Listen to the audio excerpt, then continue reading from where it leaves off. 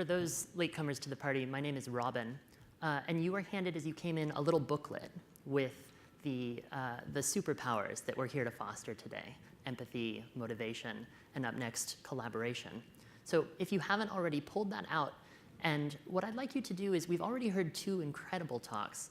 Mark down on the right-hand side of your booklet where you think you fall now as a result of these talks. And this is changeable. We're going to continue to change this over the rest of the time we have together today. But write down for Amy's talk on empathy, for Dustin's on motivation, what you've learned. And you can use this to continue to take notes. Our next speaker and our last speaker is an illustrator, a designer, the author of the recently published book, Discussing Design. Adam and his MadPow team look at company culture and all of the ways that it is expressed and reinforced. Adam is coming on stage to share with us specific tools that we can use to take back to our own companies to create more collaborative, more conducive to creativity company cultures. Please welcome Adam Connor. Everybody.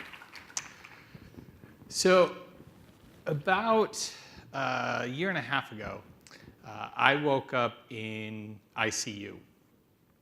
I had gone to the emergency room with a fever the night before of about a little over 105 and had passed out and proceeded to spend the next 2 weeks there. And that was a really boring time. In that time, I got to know my nurses pretty well. I had a lot of conversations with them. And what I found that nurses like to do when they've got a patient who's doing okay and perfectly happy to talk is they like to bitch. They like to complain a lot. And they complain about everything. And most often, what they were complaining to me about were the devices that they had to use, and the tools they were given, and the processes they had to follow. And being a designer, that didn't bother me at all. This was research for me. I could ask them all sorts of questions about what it was that they didn't like, what they found challenging. But what was always interesting to me is sometimes they would show me the devices, or they would tell me about a system. And many of those things, I knew people who had worked on them.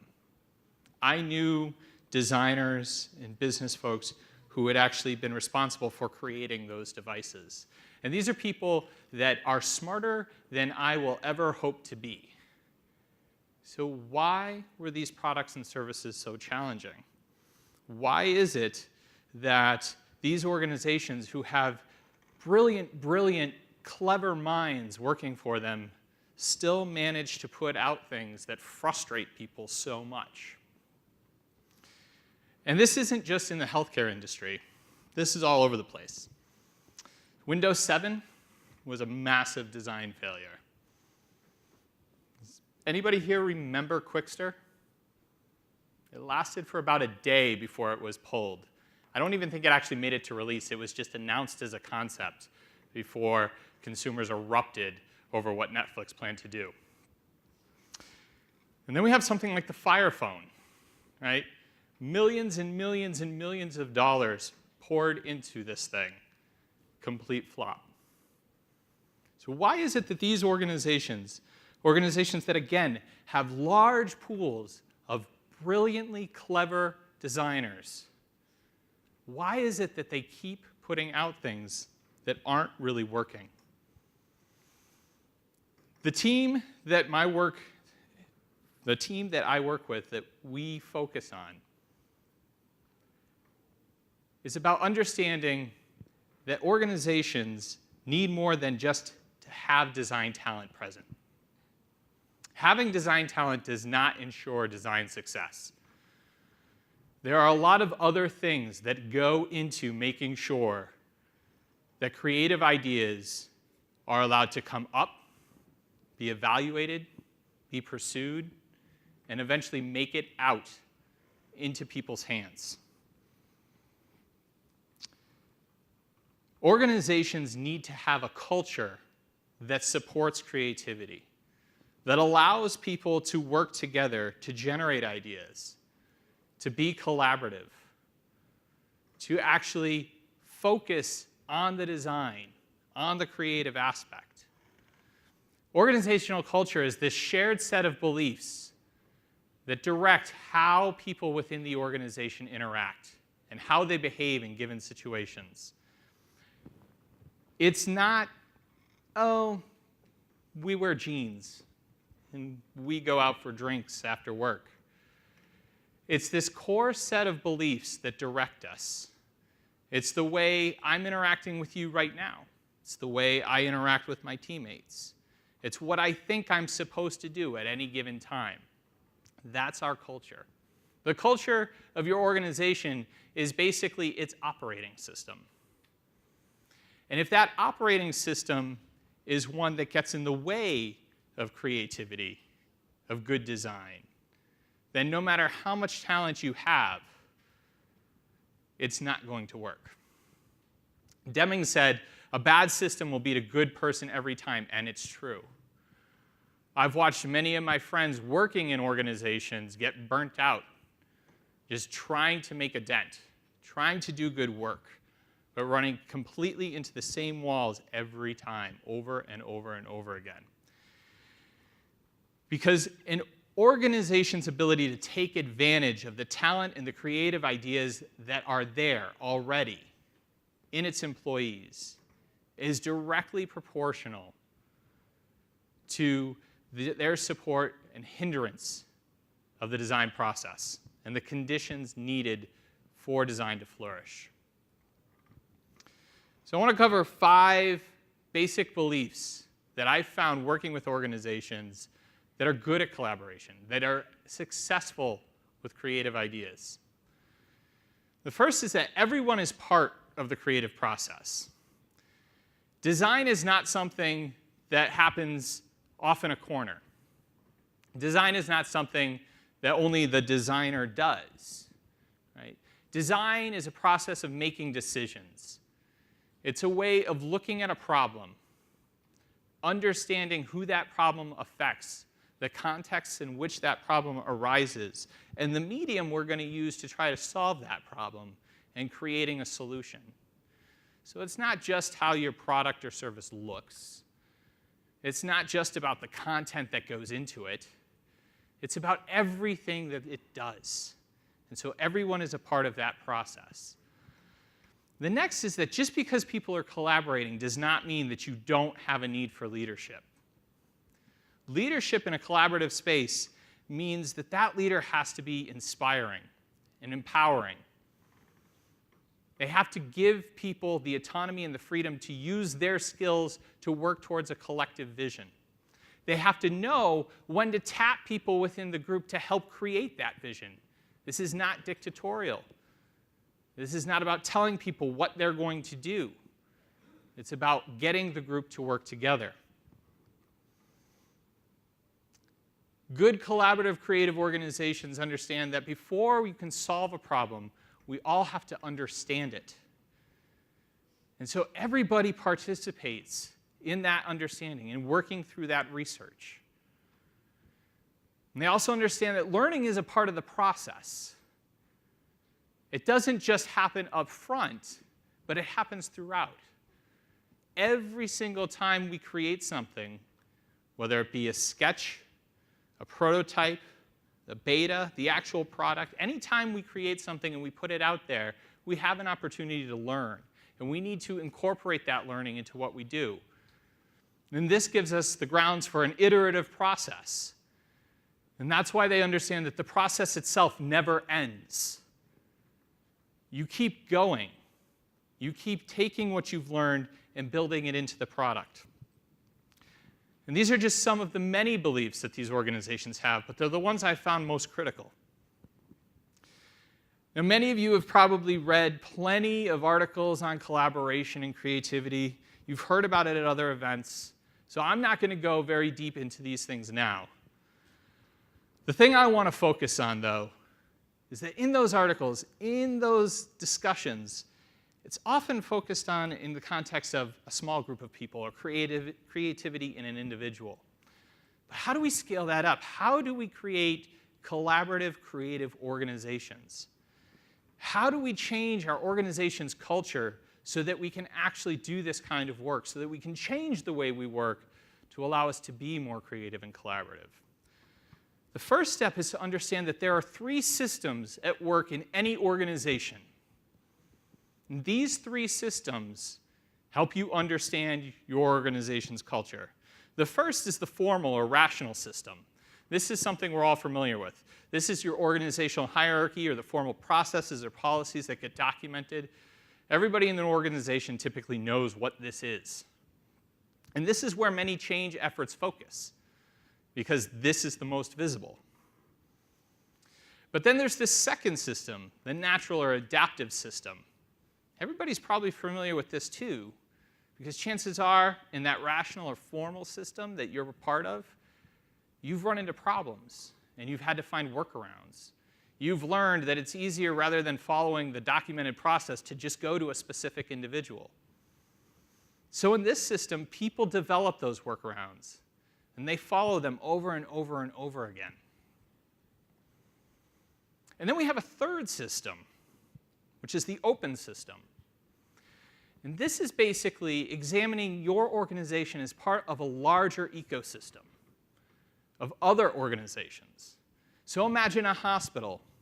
Hospitals exist within a region. In that region, there are other organizations like community centers, clinics, schools, community organizations.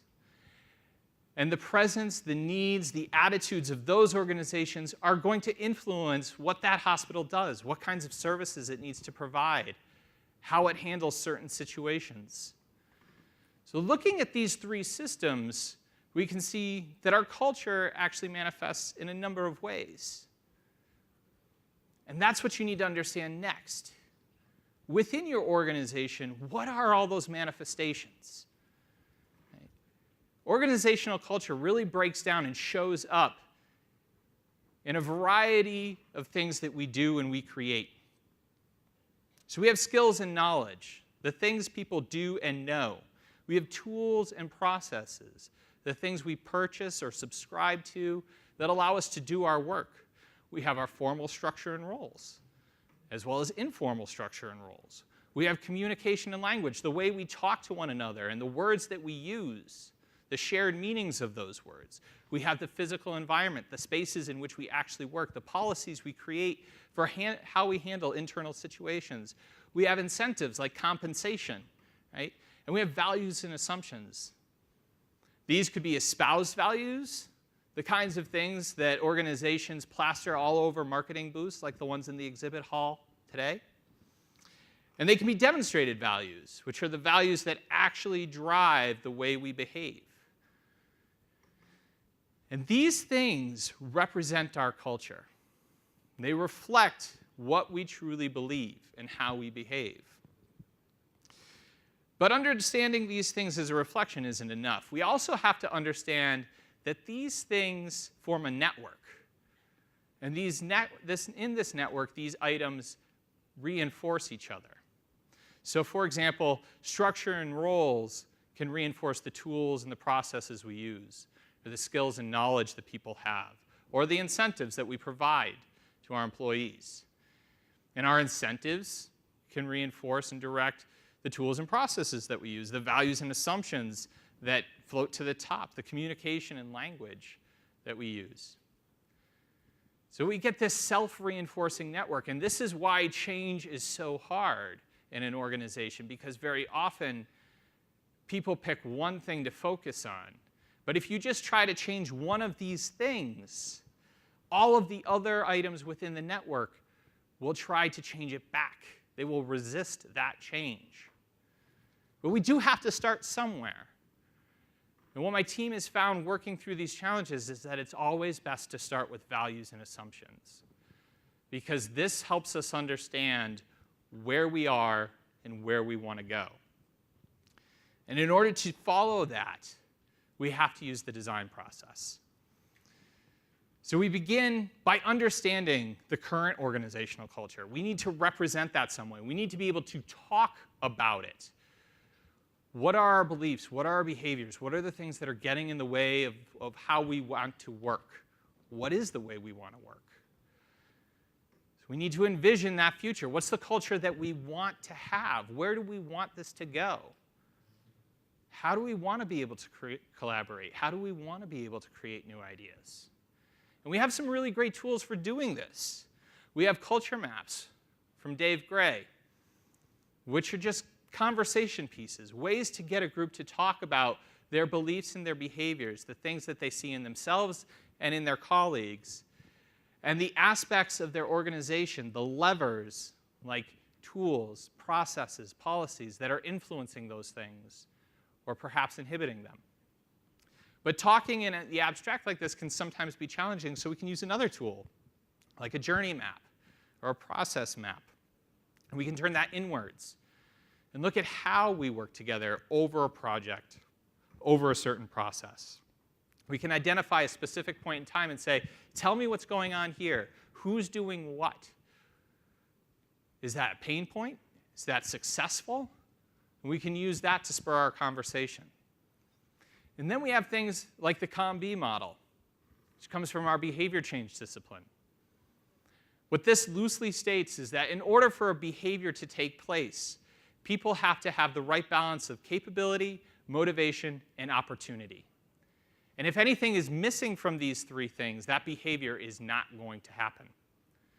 And so using this model, we can actually map those manifestations. Capability, we have skills and knowledge. Opportunity, we have processes and tools, environment, policies, communication and language, structure and roles. And in motivation, we have values and assumptions, incentives, and again, structure and roles. And when I talk to organizations and use this model, what I like about it is it very quickly gets people to realize that in order to change an organization, it's not just about training. And that's the common request I get. Help us change. Train us how to be more design-centered. But training only goes so far. We have to pay attention to the other aspects of the organization. So once we have that conversation, once we've understood where we are, we know where we want to go, we can start to identify and find the opportunities between the two.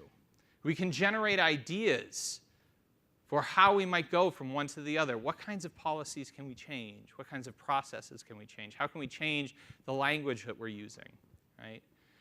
We select and implement some of those. We look at the ones that we are actually capable of changing and pick the ones that seem like they'd have the most impact.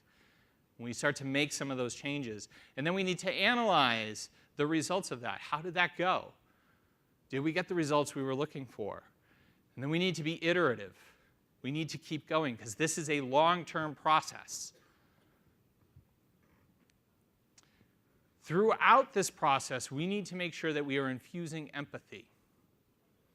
Amy talked a lot about having empathy for patients or users or customers.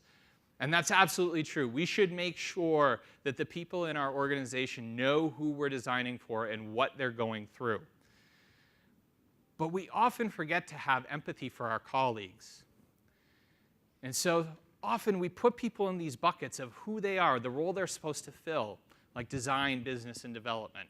And then we create these weird walls between them, right? And we just huck things over the walls at each other. Oh, that's business's responsibility. Oh, I have my requirements. I'm going to toss that over to design, right? And this creates these disconnects. And it can also give us a very poorly shaded view of each other. We can start to become adversarial, competitive, territorial. So we need to break down these walls. We need to understand what's driving people in the business or people in development to act a certain way or behave a certain way. What are their objectives? What are they trying to do? Maybe it's that their executives have told them to strive towards a different set of goals. And as we start to build this empathy, we can maybe find a way to bridge those gaps. And so collaboration is really the operationalization of empathy. It's us understanding each other and wanting to work together because we have that shared understanding. You also need to understand your influence. Very often, people will come to me and they want to change the way their whole organization works. And I'll say, well, that's great. So can I meet and talk with everybody in your organization? No, it's just my team, just the design team, or just the development team. All right, well, I need you to understand that that's going to change what we're able to do right now. So the way I've taken to actually helping people understand this is I get them to draw me an ecosystem. And it often looks something like this: heads with labels and arrows pointing back and forth. And then I say, OK, now draw a line around everybody who's going to participate in this effort. And so they do. And there's some heads in there, and there's some arrows in there.